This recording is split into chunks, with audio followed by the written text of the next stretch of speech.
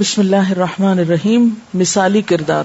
پیغمبر اسلام حضرت محمد صلی اللہ علیہ وسلم 22 اپریل 571 عیسوی کو عرب میں پیدا ہوئے.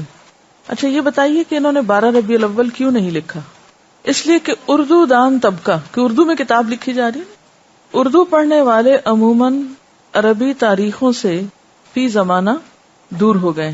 یا عام طور پر پاک و ہند میں عربی تاریخ کہاں استعمال ہوتی ہے.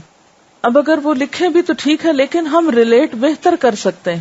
جب 22 اپریل تو ہم سوچنے لگتے ہیں اچھا ہم میں سے کون 22 اپریل کو پیدا ہوا یا 22 تاریخ کو پیدا ہوا ہے؟ تو وہ یعنی بات ذرا سمجھانے کے لیے یا جلدی سمجھ آنے کے لیے. اور 8 جون 632 عیسوی کو آپ کی وفات ہوئی. اب 2003 ہے تو اس اعتبار سے بھی ہم بہتر طور پر ریلیٹ کرنے کے اس پوزیشن میں ہوتے ہیں. آپ صلی اللہ علیہ وسلم نہایت تندرست اور طاقتور تھے.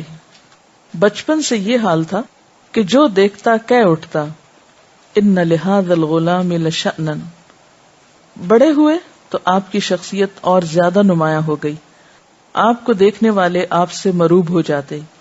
اسی کے ساتھ اتنے نرم اور شیریں زبان تھے کہ تھوڑی دیر بھی جو آپ کے قریب رہتا آپ سے محبت کرنے لگتا. برداشت، سچائی، معاملہ فہمی، حسن سلوک آپ کے اندر کامل درجے میں پایا جاتا تھا. خلاصہ یہ کہ آپ اس انسانی بلندی کی اعلیٰ ترین مثال تھے جس کو نفسیات کی اصطلاح میں متوازن شخصیت، بیلنسڈ پرسنالٹی کہا جاتا ہے.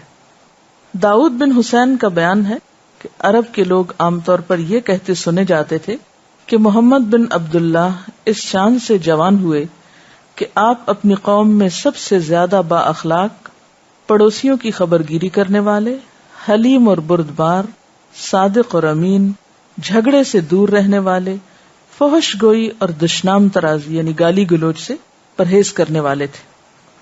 اسی وجہ سے آپ کی قوم نے آپ کا نام الامین رکھا تھا. یہ بات خصائص کبریٰ سے لی گئی ہے، جلد اول صفحہ 91 سے. 25 سال کی عمر میں جب آپ نے شادی کی تو اس موقع پر آپ کے چچا ابو طالب نے نکاح کا خطبہ پڑھتے ہوئے کہا تھا ان ابن اخی محمد ابن عبداللہ لا یوزن به رجل الا رجح به شرفا ونبلا وفضلا وعقلا وهو والله بعد هذا له نبأ عظیم وخطر جلیل. میرے بھتیجے محمد بن عبداللہ کا مقابلہ جس شخص سے بھی کیا جائے وہ شرافت، نجابت، بزرگی اور عقل میں اس سے بڑھ جائے گا. خدا کی قسم اس کا مستقبل عظیم ہوگا اور اس کا رتبہ بلند ہوگا. ابو طالب نے یہ الفاظ ان معنوں میں نہیں کہے تھے جن معنوں میں بات کو تاریخ نے اسے سچا ثابت کیا ہے. انہیں اس وقت تو پتا نہیں تھا. انہوں نے یہ بات تمام تر دنیاوی معنوں میں کہی تھی. ان کا مطلب یہ تھا کہ جو شخص فطرت سے وہ پرکشش شخصیت لے کر پیدا ہوا ہو جو محمد بن عبداللہ میں نظر آتی ہے، وہ بہرحال قوم کے اندر معزز مقام حاصل کرتا ہے اور دنیا کے بازار میں اس کی بڑی قیمت مل کر رہتی ہے. ایسے شخص کی اعلیٰ صلاحیتیں اس کی ترقی اور کامیابی کی یقینی ضمانت ہیں. اس سے کیا بات پتہ چلتی؟ دنیا کے میدان میں یا دنیا کی تجارت میں کامیابی حاصل کرنے کے لیے بھی کن چیزوں کی ضرورت ہے؟ اعلیٰ اخلاق کی. ان کے چچا کو تو سکھ معلوم نہیں تھا کہ یہ پیغمبر ہوں گے یا یہ کوئی دین کا بڑا کام کریں گے. وہ تو دنیاوی اعتبار سے انہیں دیکھ رہے تھے کہ اس شخصیت کا حامل ایک کامیاب انسان ہوتا ہے. اس سے کیا بات پتہ چلتی ہے کہ دین ہو یا دنیا ہو، جب تک انسان کا اخلاق اور کردار اعلیٰ نہیں وہ ایک ناکام انسان ہے. اعلیٰ اخلاق صرف دین کے لیے نہیں، دنیا میں کامیابی حاصل کرنے کے لیے بھی ضروری ہوتا ہے. لیکن عموماً ہم اس بات کو بھول جاتے ہیں. آج دنیاوی اعتبار سے کامیابی حاصل کرنے والے لوگ اپنی کامیابی کا راز انہی اصولوں میں سمجھتے ہیں، لیکن ہم دین کے پیروکار اور مبلغ ان چیزوں کو بھول چکے ہیں. حالانکہ آپ دیکھیں صحابہ کرام کے جتنے بھی حالات واقعات آپ نے پڑھے، انہیں کچھ بہت بڑے چینج کی ضرورت پیش نہیں آئی. ان کا ایمان بدلا اور باقی وہ آلموسٹ وہی تھے. ان کے اندر بیسک کیریکٹر پہلے سے موجود تھا. پیغمبر اسلام کے لیے یہ امکانات بلا شبہ پوری طرح موجود تھے. آپ اپنی صلاحیتوں کی بڑی سے بڑی دنیاوی قیمت وصول کر سکتے تھے. آپ مکہ کے ایک اونچے خاندان میں پیدا ہوئے اب دنیاوی اعتبار سے دیکھیں آپ کا سٹیٹس کیا تھا. اگرچہ آپ کو اپنے باپ سے وراثت میں صرف ایک اونٹنی اور ایک خادمہ ملی تھی، یہ ام ایمن کی طرف اشارہ ہے جو حبشی خاتون تھی. ایک اور روایت میں 5 بکریوں کا بھی شاید یا بکریوں کے ریوڑ کا ذکر بھی ملتا ہے. مگر آپ کی شاندار پیدائشی خصوصیات نے مکہ کی سب سے امیر خاتون کو متاثر کیا، یعنی حضرت خدیجہ کو. اور وہ صرف امیر نہیں تھی بلکہ بہت یعنی ایک خاندانی عورت تھی اور بہت سمجھدار اور بہت عقل مند اور بہت اعلیٰ خوبیوں کی مالک تھی. 25 سال کی عمر میں ان سے آپ کا نکاح ہو گیا. یہ ایک تاجر خاندان کی بیوہ تھی. ان سے آپ کو نہ صرف مال اور جائیداد ملی بلکہ عرب میں اور عرب کے باہر تجارت کا زبردست میدان بھی ہاتھ آیا. یعنی آپ کی خوبیاں، آپ کی پرسنالٹی، پھر آپ کا خاندان، پھر تجارت کے مواقع، یعنی ہر پہلو سے دنیاوی اعتبار سے ترقی کے سارے مواقع آپ کے پاس موجود ہیں. ایسا نہیں کہ آپ دنیاوی اعتبار سے کسی فیلئر کا شکار ہوئے اور پھر آپ دین کا دعویٰ لے کے بیٹھ گئے. یعنی دنیا حاصل کرنے کے سارے اسباب آپ کی شخصیت میں جمع ہو گئے تھے.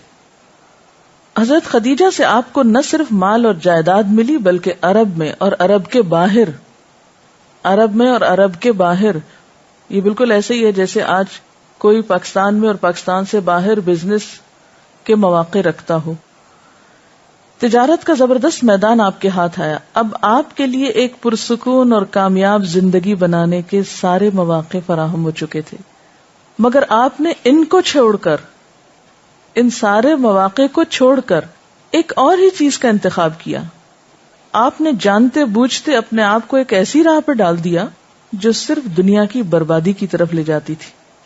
حضرت خدیجہ سے نکاح سے پہلے آپ اپنی گزر اوقات کے لیے کچھ معاشی کام کر لیتے تھے، اب وہ بھی چھوٹ گیا.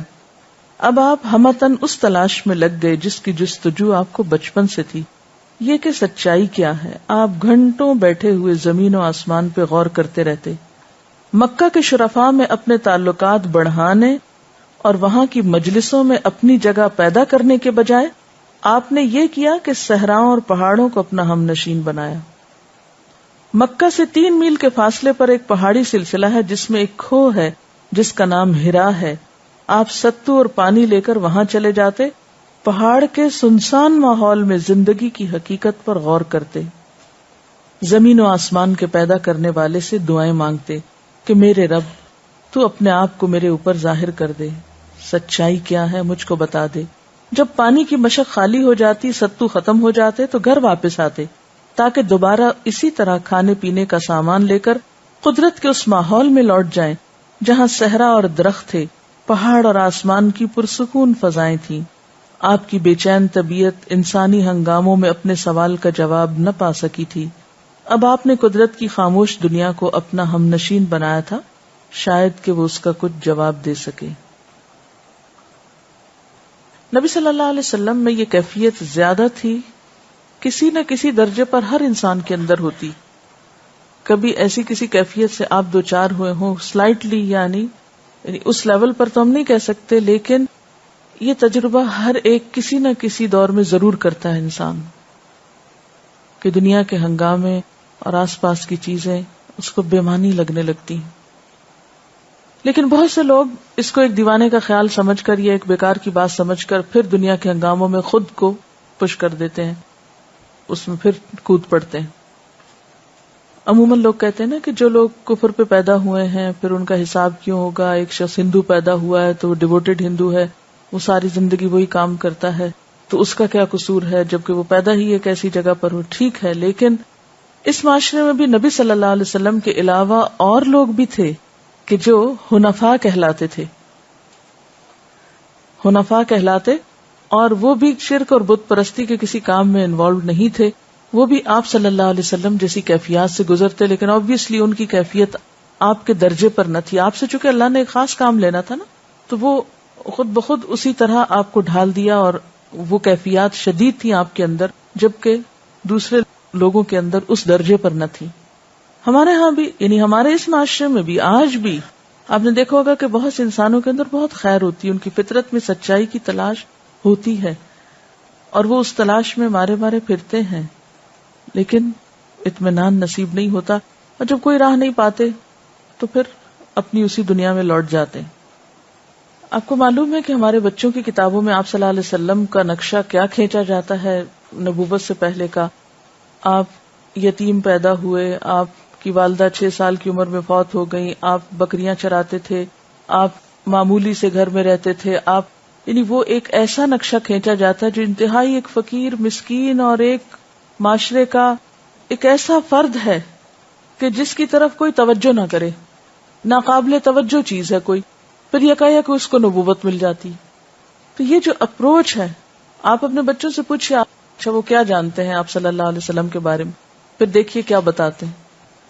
اس کو ایک اسائنمنٹ کے طور پہ کیجئے، کسی بھی بچے سے پوچھئے کہ وہ نبی صلی اللہ علیہ وسلم کے بارے میں کیا جانتے ہیں. کیونکہ اسلام آباد میں ایک دفعہ کلاس میں اسی طرح میں نے بات کی تھی، اور ہماری ایک لسنر تھی، مجھے آج بھی نہیں بھولتی، وہ آ کے کہنے لگی کہ میری بیٹی نے یہ کہا ہے، وہ بکریاں چراتے تھے، وہ یہ کرتے تھے، وہ کرتے تھے. کہتی اس بچی کے دل میں ایک ایسی خوفناک تصویر ہے آپ صلی اللہ علیہ وسلم کی کہ وہ اس کو ریلیٹ ہی نہیں کر پاتی، ویلیو ہی نہیں دے پاتی. بیلنسڈ پرسنالٹی تھی اور دنیا کی ہر چیز آپ کے پاس تھی، سارے وسائل اور مواقع. تو پھر بات یہی ہے نا کہ ہم آپ کو پیش کیسے کرتے ہیں اور ان سارے تصورات کو آج کے دور کے لوگ ریلیٹ کیسے کرتے ہیں. جوانی کی طاقتوں سے بھرپور ایک شخص کے لیے اس قسم کی زندگی کوئی معمولی بات نہ تھی. یہ خوشی کے راستے کو چھوڑ کر غم کے راستے کو اپنانا تھا.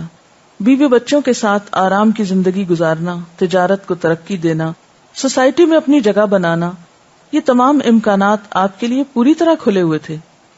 مگر آپ کی بےتاب اور متلاشی طبیعت ان چیزوں پر راضی ہونے کے لیے تیار نہ تھی. تمام چیزیں اس وقت تک آپ کو ہیچ یعنی کم تر، چھوٹی معلوم ہوتی تھی جب تک آپ زندگی کا راز معلوم نہ کر لیں.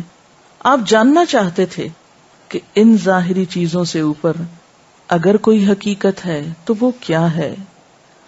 نفع نقصان اور آرام اور تکلیف کی اصطلاحوں میں سوچنے کے بجائے آپ اس سوال کو حل کرنے میں منہمک رہتے کہ حق کیا ہے اور ناحق کیا ہے.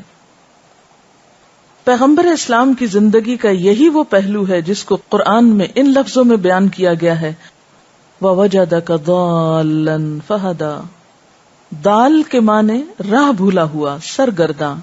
ان النبی صلی اللہ علیہ وسلم دل فی شعاب مکہ وہو صغیر ثم رجع.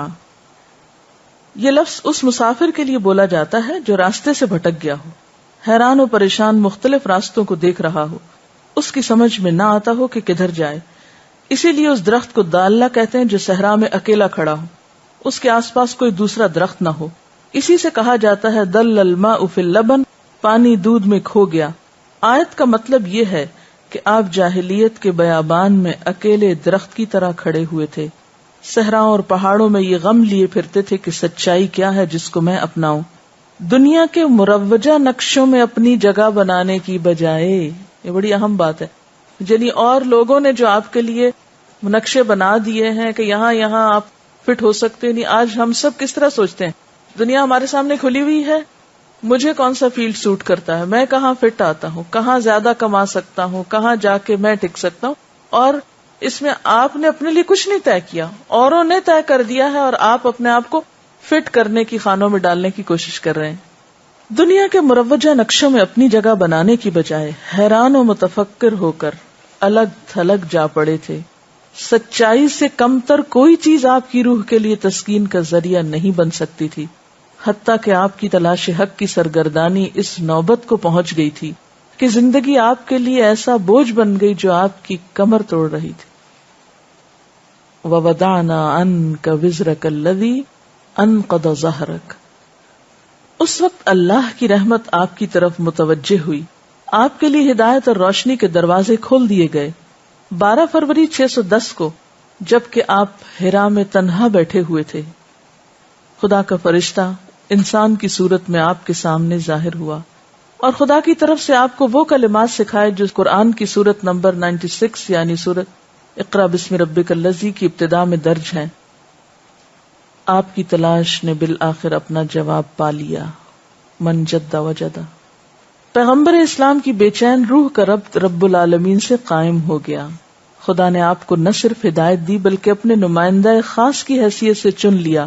آپ کے اوپر خدا کا کلام اترنے لگا. آپ کی نبوت کی یہ مدت 23 سال تک پھیلی ہوئی ہے. اس مدت میں خدا کی کتاب قرآن مکمل طور پر آپ کے اوپر اتاری گئی.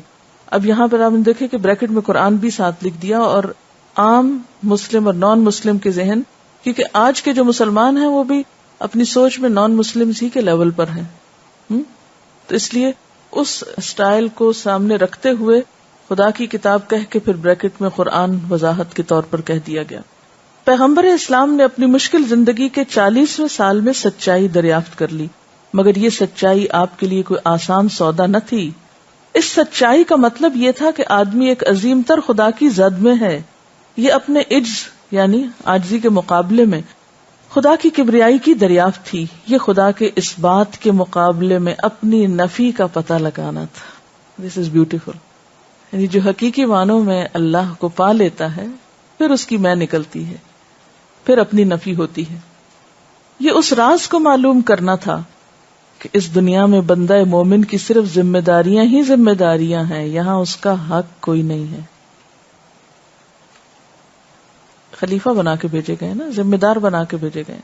سچائی کی دریافت کے بعد پیغمبر اسلام کے لیے زندگی کے معنی کیا تھے اس کا اندازہ کرنے کے لیے یہاں صرف ایک حدیث نقل کی جاتی ہے. آپ نے ایک بار فرمایا, امرنی ربی بتسع خشیت اللہ فی السر والعلانیہ وکلمۃ العدل فی الغضب والرضا والقصد فی الفقر والغنا وان اصل من قطعنی واعطی من حرمنی وعافو من ظلمنی وان یکون صمتی فکرا ونطقی ذکرا ونظری عبرتا. میرے رب نے مجھے 9 باتوں کا حکم دیا. کھلے اور چھپے ہر حال میں خدا سے ڈرتا رہوں. کھلے اور چھپے ہر حال میں خدا سے ڈرتا رہوں. غصے میں ہوں یا خوشی میں ہمیشہ انصاف کی بات کہوں. محتاجی اور امیری دونوں حالتوں میں اعتدال پر قائم رہوں. جو مجھ سے کٹے میں اس سے جڑوں. جو مجھ سے کٹے میں اس سے جڑوں. جو مجھے محروم کرے میں اسے دوں. جو مجھ پہ ظلم کرے میں اس کو معاف کر دوں. میری خاموشی غور و فکر کی خاموشی ہو. میرا بولنا یاد الہی کا بولنا ہو. میرا دیکھنا عبرت کا دیکھنا ہو. یہی تو وہ ساری سچویشنز ہیں جو دن رات ہمارے سامنے ہوتی ہیں, ہمیں پیش آتی رہتی ہیں. ہم انہی میں سے کسی نہ کسی ایک کیفیت میں ہوتے ہیں. مثلاً کبھی تنہا ہوتے ہیں, کبھی لوگوں کے بیچ میں ہوتے ہیں. دونوں میں فرق کیا ہے, کہاں کیسے ہوتے ہیں, اپنے آپ کو خود جج کر سکتے ہیں. پھر لوگوں کے بیچ میں معاملہ کرتے وقت غصے میں ہوں یا خوشی میں ہمیشہ انصاف کی بات کہوں.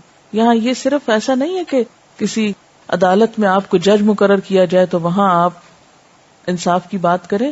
یہ ہر موقع پر جب بھی کسی کے بارے میں آپ اوپینین دے رہے ہوں, خواہ آپ ذاتی طور پر اس سے خوش ہوں یا ناخوش ہوں, لیکن کسی کی صلاحیت کا اعتراف کر لینا, کسی کے بارے میں درست رائے رکھنا یا سچی بات کہنا یا دوسروں کی باتوں میں آ کر اپنے نظریے کو بچا کے رکھنا, یعنی کوئی اور شخص کسی کے بارے میں کچھ بھی کہہ رہا ہے تو بغیر تحقیق کے اس سے انفلوئنس نہ ہونا.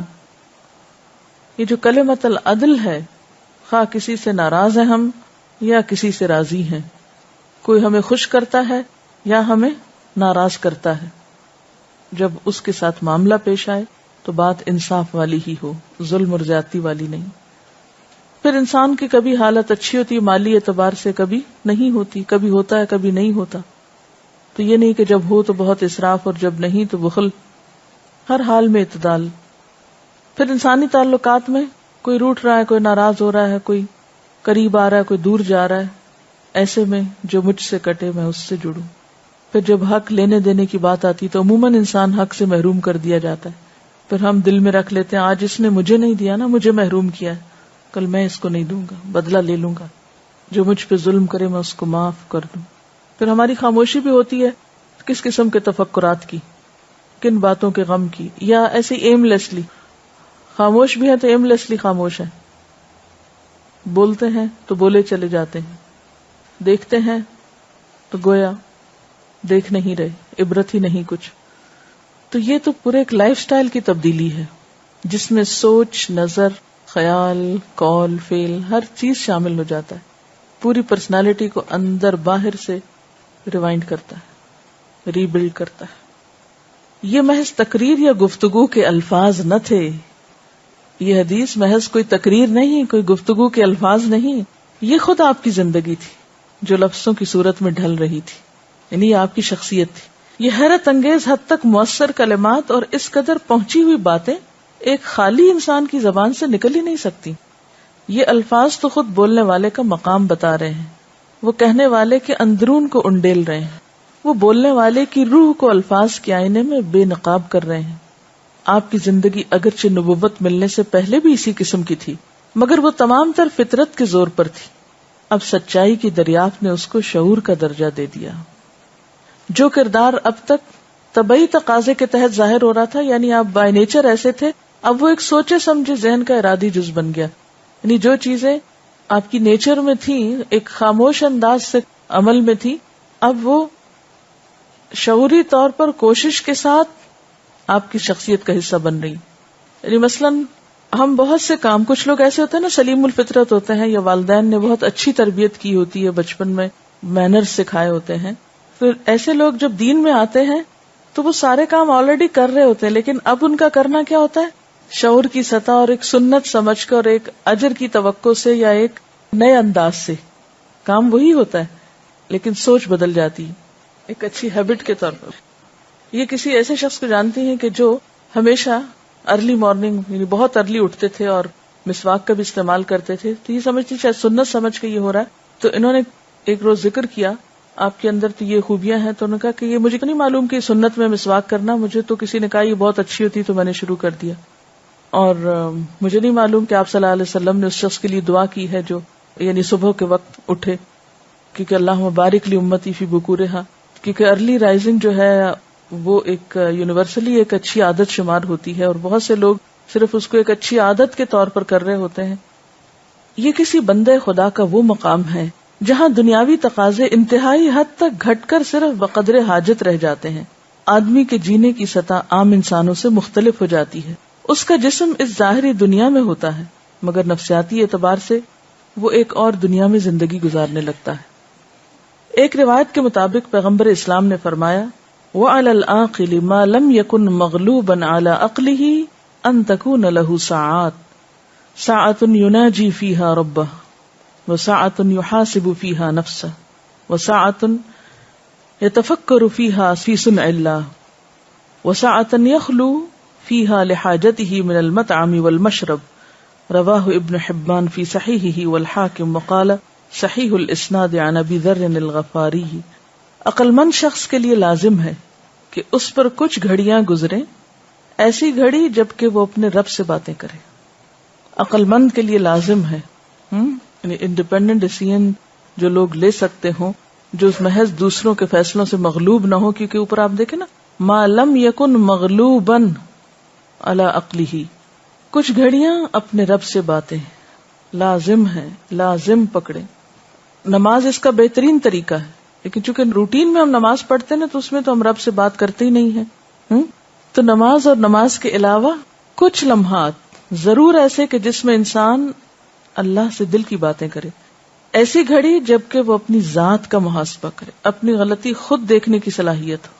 ایسی گھڑی جبکہ وہ خدا کی تخلیق میں غور کر رہا ہو، آسمان و زمین کی تخلیق میں. جیسے تہجد کے وقت اٹھتے وقت جو سورۃ آل عمران کا آخری رکوع پڑھا جاتا ہے، آخری 10 آیات جو ہیں، وَيَتَفَكَّرُونَ فِي خَلْقِ السَّمَاوَاتِ وَالْأَرْضِ رَبَّنَا مَا خَلَقْتَ هَذَا بَاطِلًا سُبْحَانَكَ فَقِنَا عَذَابَ النَّارِ. اور ایسی گھڑی جبکہ وہ کھانے پینے کی ضرورتوں کے لیے وقت نکالے. یہ بھی ایک طریقہ ہے، اور یہ عقل کی نشانیاں ہیں. اور ہم ان صفات کے بغیر ہی عقل مند بنے ہوئے ہیں، پتہ ہی نہیں، بالکل نہیں پتہ. جو مغلوب نہ ہو، یعنی اس کی عقل اور چیزوں سے مغلوب نہ ہو، وہ خود انڈیپینڈنٹ تھنکنگ رکھتا ہو. جسے ابھی پیچھے والی اس سے بات ہوئی نا کہ یہ پچھلی صفات اسی شخص کے اندر ہیں جو اپنا ڈیسیژن خود لے سکے. یہ نہیں کہ جو لوگ کر رہے ہیں اس کے ریئیکشن میں کرے، کہ آپ کو کوئی محروم کر دے تو آپ بھی کہیں میں بھی اسے محروم کرتا ہوں. تو آپ نے کیا کیا؟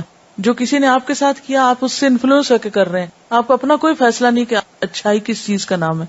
بہت سے لوگ یہ سب کچھ کر رہے ہوتے ہیں لیکن اس کنیکشن کے بغیر.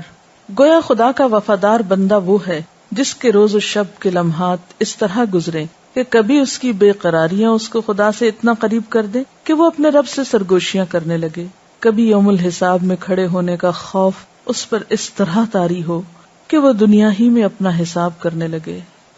کبھی کائنات میں خدا کی کاریگری کو دیکھ کر وہ اس میں اتنا محو ہو کہ اس کے اندر اس کو خالق کے جلوے نظر آنے لگے. اس طرح گویا خدا سے ملاقات، اپنے آپ سے ملاقات اور کائنات سے ملاقات میں اس کے لمحات گزر رہے ہوں، اور بدرجہ حاجت وہ کسی وقت کھانے پینے کے لیے بھی اپنے آپ کو فارغ کر لیا کرے. ملاقات کی یہ تصور تو ہمارے یہاں ہی نہیں. خدا سے ملاقات، اپنے آپ سے ملاقات، کائنات سے ملاقات. یہ 3-4 لفظ اپنی ڈائری میں نوٹ کر لیں جو آپ اپنے عمل کو بدلنے کے لیے نوٹس لے رہے ہیں. پتہ نہیں لے بھی رہے ہیں کہ نہیں. ایک تو ہے نا کہ وہ آپ ساری کہانی لکھے جا رہے ہیں، اور ایک چھوٹی سی ڈائری ایسی ہو جو کوئک ریمائنڈر ہو آپ کو چھوٹی چھوٹی باتوں کا، کہ پڑھتے جائیں تو پوری پیچھے سے، جیسے ایک بٹن کے پیچھے بہت سا ڈاٹا بیس ہوتا ہے، تو وہ ڈاٹا بیس سارا آپ کے اندر ہو، لیکن ایک کوئک بٹن سے آپ کو پتہ چل جائے کہ ہاں یہ کام مجھ کو کرنے ہیں.